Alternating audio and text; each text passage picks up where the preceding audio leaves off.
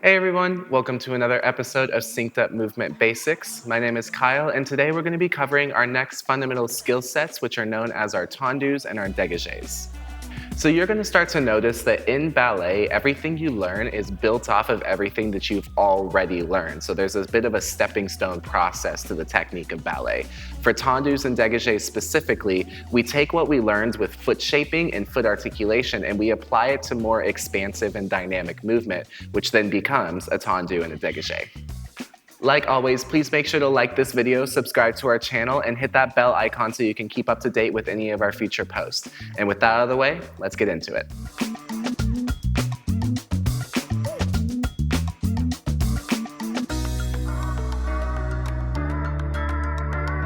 Tendus and dégagés are foundational ballet movements that help us extend through our feet while connected and disconnected from the ground.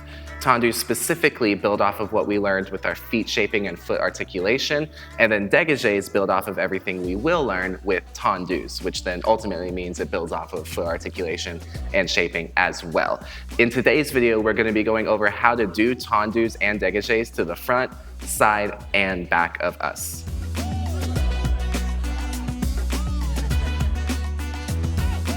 So the first thing that we're going to be going over today is tendu. And like I said earlier, tendus are an extension of the foot into a full pointed position, except these specifically stay on the ground the entire time. So I want us to start in a turned out first position. Pick whichever leg you want to work first. It doesn't matter right now. Just choose one of the legs. I'm going to do my right side. And I just want you to take that leg and place it out in front of you with your foot pointed and your big toe connected to the floor. Notice my leg is straight. I don't have any bend in it, and my foot has a full point articulated through to the ends of the toes right now. This is a tendu position where my foot is extended out in front of me in a pointed position. Notice my leg is rotated in turn out like we talked about earlier in previous videos that initiates from the hips. So my entire leg is rotated into this tendu position. So start in that first and take whichever leg you want to do, extend it out in front of you into a full pointed position. So now that we know what a tendu looks like, we're going to be going over how to do one in the front, side, and back of us. So I want us to start in first position turned out. Pick whichever leg you want to work. Again, it doesn't quite matter right now. The technique is the same regardless of what side you're doing. When it comes to doing tendus, you always want to make sure if you're starting in the turned out position that you maintain turnout. And to do that, there's a little bit different of an approach when it comes to doing a front tendu as compared to the other sides. When you're doing a front tendu, the first thing that you want to think about doing is pushing that inner ankle or inner heel forward. This causes your leg to rotate. Make sure that you're allowing that rotation to happen in your hips, and it engages that turnout right off the bat. So the first thing you want to do is think about pushing that heel forward. Along with turnout, when it comes to a front tendu, you want to make sure that that foot ends up in the center of your body. So while we're also pushing that inner heel forward, we also want to think about bringing that inner heel to the center of our body, kind of going through a bit of a third position realistically. So you'll pass through third position before you extend out into your tendu. So we talked about first pushing that heel forward, and then we talked about also pushing it forward into that third position to start. Once we've passed through this position, you want to start lengthening your leg out in front of you, and your foot is going to pass through a demi-point position. So your foot is still articulating through to the full point because you started in flexed when your foot was flat on the ground, and then now you're passing through to get into demi-point. Once you've reached demi-point, the only thing you have to do now is extend to your full point to where only your big toe is connected. Notice my leg is rotated, it's in the center of my body, and my toe is connected to the floor. Once I've created this tendu shape, all I have to do is reverse it, and I take the steps backwards. I go through my demi-point, I flatten my foot out in third position, and then I bring it back into first position. Again, remember, third position is not a stopping position when you're doing your tendu. You're just passing through it when you go to a forward tendu. So now that we've gone over our front tendu, let's talk about our side tendu. Side tendu, you don't have to pass through that third position because we're not trying to force our foot to go into the front of us. We're actually just going to extend our leg out to the side of us through to our full point position. Notice that when I do that, I still want to make sure that I'm articulating through that demi point and then curling through to the full point as I go through that side tendu. But one thing that may be different from what you may think a side tendu may be is that a side tendu is not truly to the side of your body. And that's because when you're open and you're turned out first position, your toes are facing out to the 45-degree angles. And that's because that is where your range of turnout is. If we were prima ballerinas in the Nutcracker, we would be at a full 180 turned out for first position, but we just don't have that flexibility. So when you have established your first position turned out, where your toes are pointing, that is the line that your foot is going to travel along to go out to your side tendu. So if you watch me from the side here, my feet are pointing towards the corners of the room. So when I do a side tendu, my foot is going to go out to that 45-degree angle. I'm not trying to open it up farther to create it to the side, because then I take my hips off center. So I want to just follow that line and take it slightly in front of me. There is my side tendu. Again, I'm passing through the articulation of the demi point and then curling through to the full point, but I am not taking it purely flat to the side of me. And then lastly, we're going to go over our back tendu. Back tendu is somewhat similar to front tendu, to where you're going to want to go through that third position as you pull that foot back so you can establish the center, but you're going to be leading with different parts of your feet. So when I initiate, I'm going to pull through to that third position. That foot that I'm working with pulls behind the foot that's not being worked.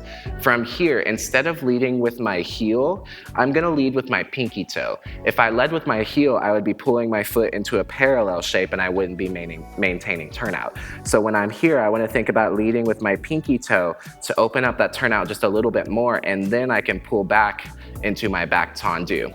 Everything stays the same in terms of passing through my demi point and then extending through to my full point, except instead of leading with my heel, I'm leading with my toe as I pass through that third and then pull the toe back to create more turnout in the foot.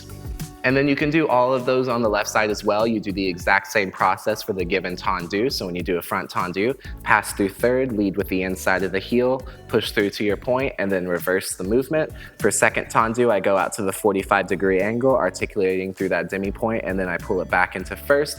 And then for the back, I just pass through that third again, lead with your pinky toe instead, and pull to that back tendu. Notice again, that tendu should be in the center of your body. This is where it's gonna feel the hardest to be able to maintain that central position. Feel like your quads right now are over crossing just a little bit to help you get the right feeling for this position. And then I reverse it back into my first position. So now that we know our tendus, I want to go over some things you want to be thinking about as you're working through your tendus. I've mentioned before turnout. You have to make sure that you're maintaining it the entire time and you're leading with the proper part of the foot that'll engage that turnout a little bit more. Make sure that it initiates from the hip though. Along with that, you also want to make sure that your hips stay flat and square to the front the entire time. When you're doing a tendu, the tendency is going to be to favor that opposite hip and allow yourself to twist as you do that tendu. That takes my alignment off center, and I don't want to do that. Especially when you do a back tendu, the tendency is going to be to want to open that hip super far to allow room. You don't want to do that. Think about crossing under and keeping your hips flat to the front as much as possible.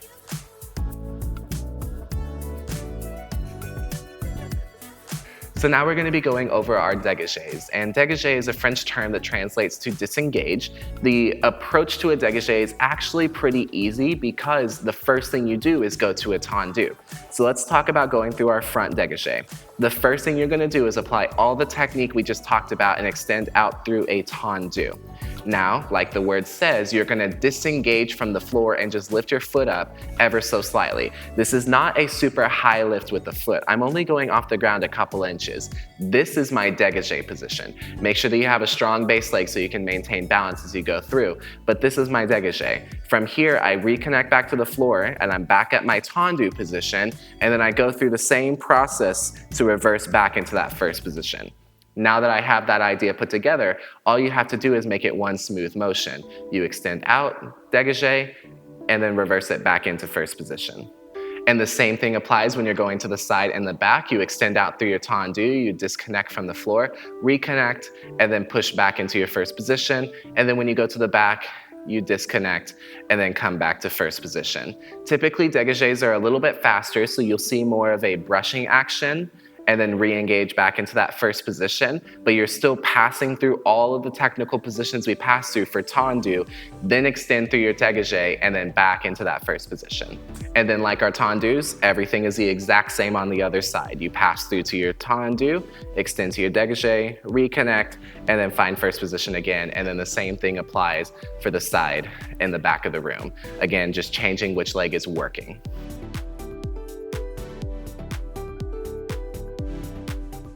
So one thing that you want to be aware of as you're working through both your tendus and your dégagés.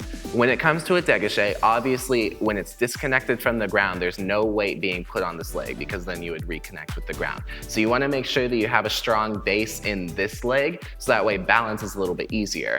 When it comes to a tendu though, you are connected to the ground, but the same thing still applies. There should not be any weight on this tendu ever. Whenever you're working any tendu to the side, to the back, or to the front, you should always have zero weight on that working leg and all of your weight on the base leg. That way, when you expand into your dégagés and then future skill sets down the line, you already have that balance where it needs to be and there doesn't need to be any sort of weight shift. So go ahead and work through each of your tendu positions and your dégagé positions and make sure that you already establish that weight on one leg before you move out into the tendu. So that way you're able to work this leg freely without having to worry about any balance issues. Another thing to be cautious of as you're working through your tendus and dégagés, which again, if you're doing a dégagé, you're also doing a tendu, but you want to make sure that you maintain straight legs the entire time. The tendency for some people as they go through their tendus or dégagés is to lead by bending the knee and then extending out into that tendu or into that dégagé position. That is incorrect. You want to maintain all of the muscles behind your legs in a straight position and engage those muscles to maintain that shaping of the leg as you go through to your tendu or again, your dégagé. So make sure in all of your positions, again, make sure that you're not letting your knee buckle a little bit and then extend out into your tendu. That is an incorrect approach.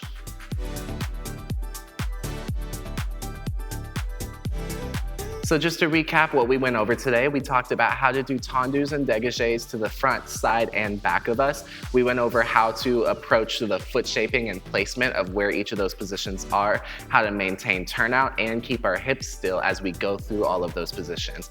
After that, we also talked about maintaining balance, making sure that there's no weight on the working foot, whether it be a tendu or a dégagé. And we also talked about making sure that we keep our legs straight the entire time, being careful not to allow the knee to bend before going out into our tendu. And that was our video on tendus and dégagés. I hope you guys learned something new and you're able to take the time to practice on your own so that way you can get a little bit more comfortable with these skill sets. If you haven't already, please make sure to like this video and comment down below any questions you may have in relation to tendus and dégagés. Anyways, I'll see you guys in the next Synced Up Movement Basics video.